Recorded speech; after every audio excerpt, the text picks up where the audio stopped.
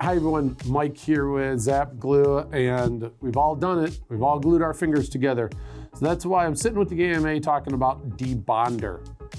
So it's a 1 ounce bottle, and it's great for when you accidentally glue your fingers together.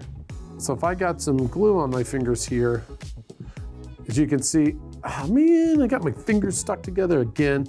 So some of you may have remembered, this actually used to be red, but now it's clear, so you don't dye your fingers red, but just simply put a liberal amount of the Debonder on there.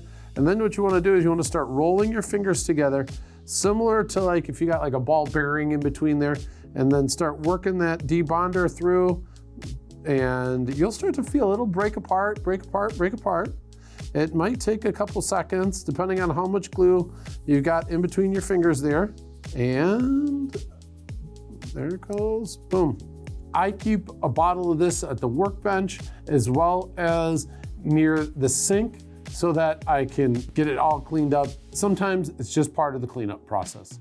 So grab a bottle of Debonder, keep it close to you.